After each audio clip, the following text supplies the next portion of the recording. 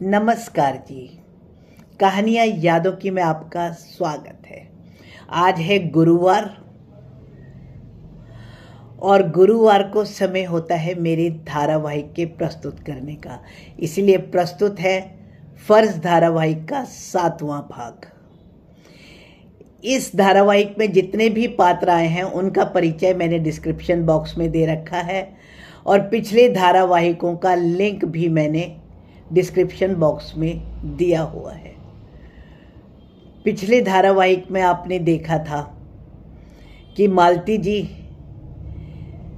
जिनको कि उनके मम्मी पापा ने गोद दे दिया था अपने जेठ जेठानी को, तो मालती जी अपने ताऊ ताई के, जो कि उनके मम्मी पापा में परिवर्तित हो गए थे, उनके साथ में ही रह रही थी। और जब 11वीं क्लास में उनके पिता अपने पैतृक घर में गए हुए थे और वह अपनी मम्मी के साथ सो रही थी, तो उनकी तबीयत बहुत ख़राब हो गई और उन्हें अस्पताल ले जाया गया। प्रस्तुत है यही कहानी, अगला भाग, फर्ज भाग 7। उस दिन रात में मालती जी अपनी मम्मी के साथ अकेली ही सो रही थी। पापा तो गए हुए थे उनके अपने पैतृक घर में ही, परंतु मालूम नहीं ऐसा क्या हुआ कि उनकी मम्मी को तेज बुखार आया।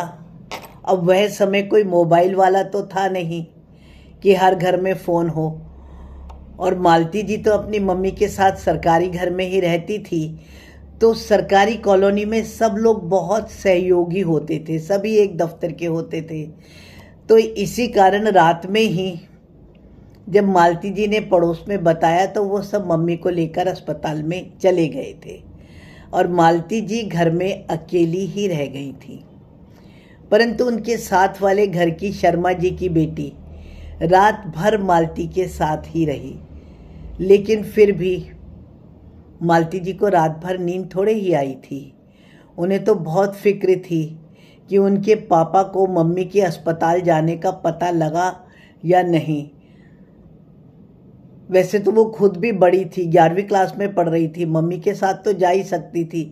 परंतु तभी रेवती ने पूछा रुचि से, उन्होंने साथ जाने की जिद क्यों नहीं की, वो क्यों नहीं गई साथ। रुचि ने बताया कि मम्मी उस रात को याद करके ना बहुत दुखी हो जाती थी।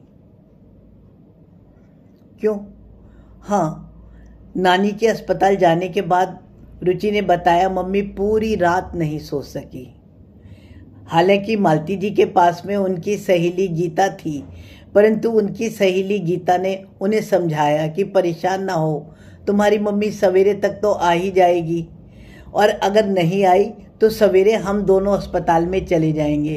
रात भर तुम कहाँ रहती। मेरे पापा को भी अच्छा नहीं लग रहा था, उन्होंने रात में ले तो गए थे वो मम्मी को, और फिर मम्मी चाहती, मालती जी चाहती तो उनके घर में रात को पूछ सकती थी, परंतु शर्मा जी तो लेके गए थे और उनकी बेटी गीता मालती जी के साथ ही थी। तो उस समय की बात करते हुए रुचि परेशान तो हो रही थी, पर उन्होंने बताया कि उनके नाना यानी कि मालती जी के पिता जब दूसरे दिन घर पर आए तो उन्होंने बताया कि उनकी मम्मी की तबीयत ज़्यादा ही ख़राब है, और उनके पिता को जो साहू सर थे वो साथ में ही रहते थे, तो उनसे पता पड़ गया था और उन्होंने बतला दिया था उनके पापा को भी, और वो समय पर अस्पताल पहुंच गए थे। शायद उनके पैतृक मकान के पास में किसी का फ़ोन हो और किसी को पता हो, परंतु कुछ भी रहा हो, उनके पापा पहुंच गए थे। और सवेरे जब वो घर पर आए तो उन्होंने बतलाया कि उनको टाइफाइड हुआ है। हालांकि बहुत समय से मालती जी की मम्मी को बुखार था, पर वह फिर भी बुखार में ही काम करती रही होंगी, और वो मौसमी बुखार उनका कब टाइफाइड में परिवर्तित हो गया था ये तो उस दिन रात में ही पता चला। उस समय उनकी मम्मी के बहुत टेस्ट हुए थे। मम्मी नानी से मिलने के लिए भी गई थी, रुचि ने बताया, पर नानी को शायद नींद के लिए कोई इंजेक्शन दे दिया गया होगा, इसीलिए मम्मी नानी से मिल भी नहीं पाई थी। मालती जी अस्पताल में रहते हुए उनसे मिलने ज़्यादा टाइम नहीं जा पाई, क्योंकि उनकी मम्मी की अस्पताल की जो रिपोर्ट आई तो पता चला उन्हें खाली टाइफाइड ही नहीं अपितु जॉन्डिस भी है। इसलिए उन्हें अस्पताल से छुट्टी नहीं दी गई थी। तो मालती जी के पापा ही अस्पताल में जाते थे और मालती जी अब चाह कर के भी अपने मम्मी से मिलने के लिए नहीं जा पाती थी। मम्मी को हालांकि अलग कमरे में शिफ्ट कर दिया गया था, और जब एक बार दूर से मालती जी ने देखा था तो वह इतने सारे मेडिकल उपकरणों से घिरी हुई थी कि मम्मी तो घबरा ही गई थी। इसलिए मालती जी को दोबारा से जाने का इजाज़त नहीं मिली थी। अब घर में रहकर ही मालती जी ने घर का काम करना शुरू करा। जब तक मालती जी की मम्मी जीवित थी तो वह कभी भी मालती जी को कोई भी काम करने ही नहीं देती थी। उनकी तो बस एक ही इच्छा थी कि जैसे उनके पति टीचर बने हुए हैं ऐसे ही मम्मी को भी, यानी कि मालती जी को भी कोई नौकरी मिल जाए और वह भी उनके पापा के रिटायर होने के बाद उसी घर को ही अलॉट करवा ले तो वह वहीं रहेंगी। कई बार उनकी मम्मी हंसते हुए कहती थी कि मैं तो मालती के लिए जो भी लड़का देखूंगी ना उस लड़के को तो घर जमाई ही रख लूँगी, और हम जाकर मज़े से पुश्तैनी मकान में क्यों जाएंगे, हम तो अपने बच्चों के साथ ही रहेंगे। ऐसे ही उनकी मम्मी कहती थी। घर के काम में अब क्योंकि मालती जी की मम्मी तो अस्पताल में थी, पापा भी थोड़ा बहुत सहयोग दे देते थे, वो डस्टिंग वगैरह तो करवा ही देते थे, और स्कूल की छुट्टियां भी थी, तो इसीलिए वह तो अधिकतर उनके पास में ही रहते थे और मालती जी घर में अकेली ही रहती थी। बस उनसे अगर कोई अड़ोस पड़ोस के पूछने आते थे कि तुम्हारी मम्मी का क्या हाल है, तो उन्हें भी उतना ही पता होता था कि अभी ठीक नहीं है। और उनको जब से ये पता पड़ा कि उनकी मम्मी को जॉन्डिस है तो मालती जी को भी अस्पताल जाने की इजाज़त नहीं थी।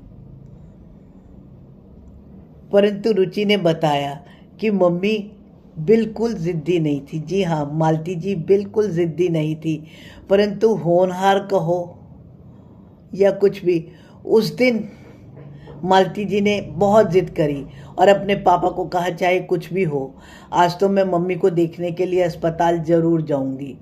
उनकी ज़िद को तो उनके नाना जी को भी मानना ही पड़ा, रुचि ने बतलाया। फिर रुचि रेवती को यह बताते हुए एकदम रुक गई और बोली, उसके बाद मम्मी ने जब इस बारे में बात करी ना तो वो फूट फूट कर रो पड़ी, क्योंकि उस दिन जब मम्मी अस्पताल में नानी के कमरे की तरफ ही गई थी तो दरवाज़ा खोलते ही उन्होंने देखा कि बहुत से डॉक्टर नानी को घेर के खड़े थे और पापा बदहवास से कमरे में भागे ही थे और मालती जी तो बाहर ही खड़ी रही। तभी डॉक्टरों ने उन्हें उनकी पत्नी के ना रहने की सूचना दी। मालती जी तो दरवाजे पर स्थिर ही रह गई थी। सोचो, 11वीं क्लास की लड़की, और उसे पता चले कि उसकी मम्मी नहीं रही। तो वह अस्पताल में गई, परंतु फिर भी उन्होंने अपनी मम्मी को देखा ही नहीं,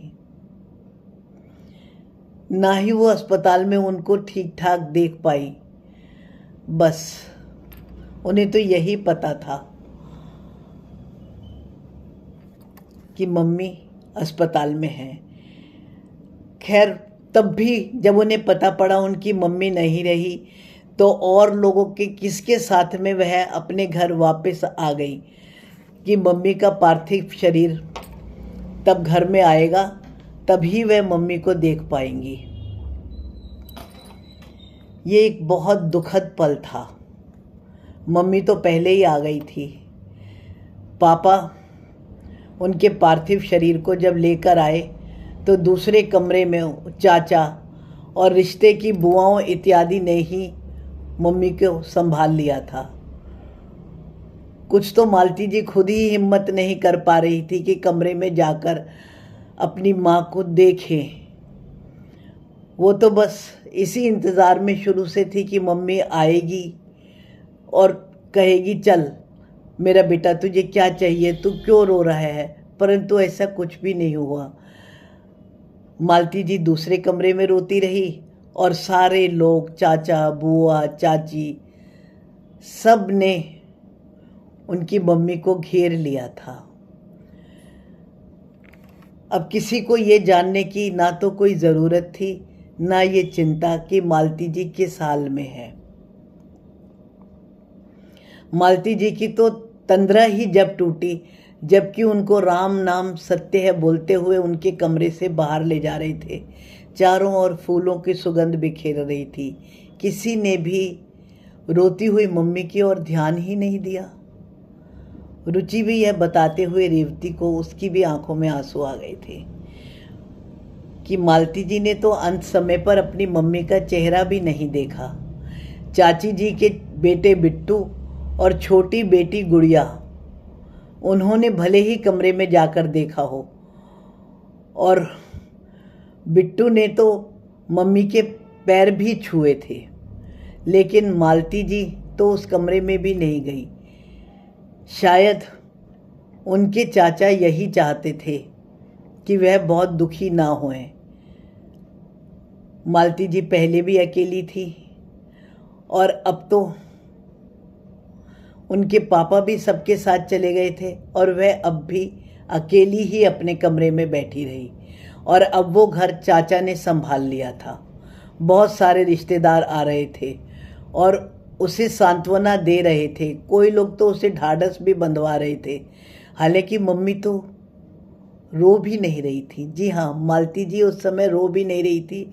गुमसुम सी अपने कमरे में बैठी हुई, अपने भूतकाल को सोचती हुई, अपने भविष्य का खाका बना रही थी। मालती जी की मम्मी की, यानी कि ताई की, चाची से तो बिल्कुल भी नहीं बनती थी।